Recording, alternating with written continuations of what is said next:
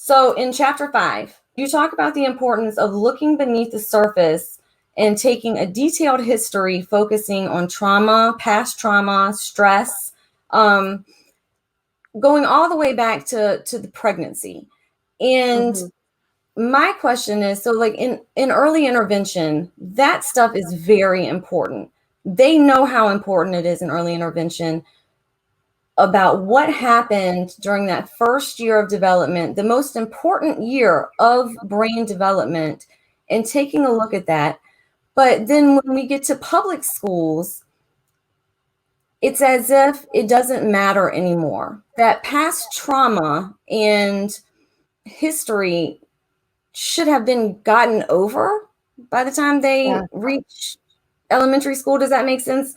Like, Mm-hmm. why is that?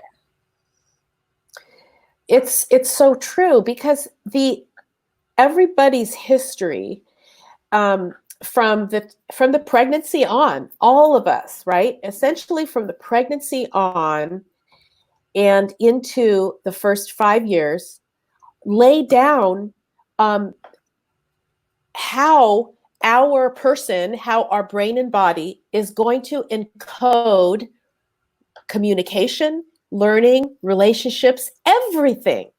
So when we, it doesn't have to be a detailed history, but this idea about how has the individual fared in terms of the stresses and the stress loading that the neonate, the infant, the child, the toddler, and the child. What sort of stress loadings has this individual encountered in their life?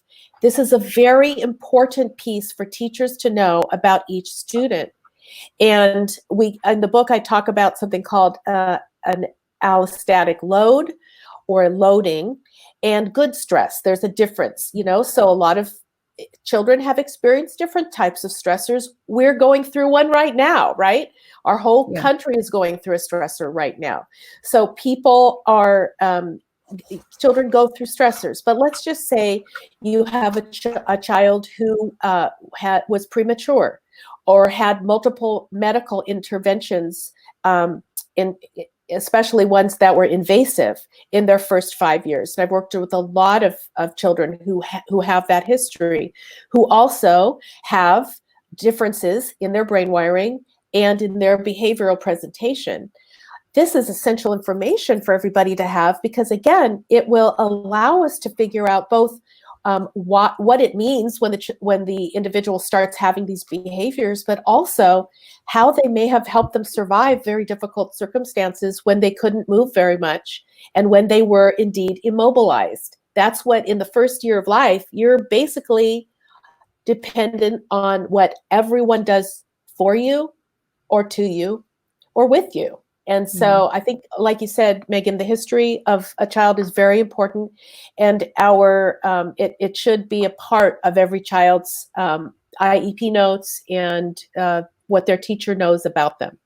And when you get those, the books you were talking about, the workbooks you were talking about for the kids to follow them through their teachers, I mean, that's essential information that you would obviously put in that book so that each teacher can read through and say, geez, look at what this kid has been through. Look at what this kid has overcome.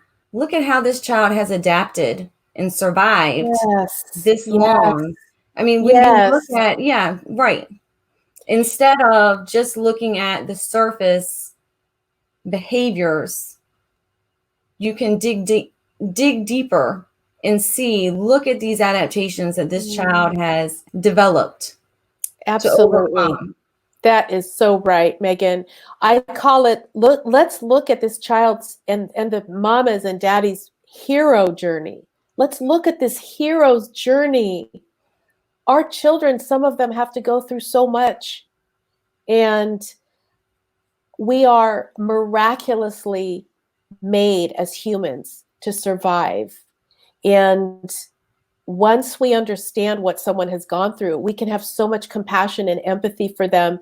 And also, if that document follows the child from teacher to teacher and from team to team, then there can be a common understanding about the child's adaptive responses to their world. And then perhaps if a teacher knows, they won't start asking the child to put their name on the board or putting a level drop if the child on the child's behavior chart. If the child starts to do something, then the teacher would move from that to, oh my goodness, hey, buddy, do you want to come up here and sit with me for a second? Seems like maybe something's a little bit going on and your body wants to move. What can I do for you? It flips the narrative. It really, as my friend Ellie Chappelle says, it flips the narrative to a new narrative. What if every time somebody says behaviors in an IEP meeting, have you ever played the game Taboo? I've heard With of the it. Buzzer? Okay. No, but oh no. Okay, no. Every time somebody says that. behaviors or non-compliant or defiant, we buzz them. Yeah. Adaptive responses. They're adaptive responses. Okay, now I'm getting silly. We have to do that because let's stop making behavior a bad word. Let's make behavior a signal word. Right now, because we're stuck in the compliant and non-compliant rut, we have to shift to having behavior be a good word about, oh, alert us.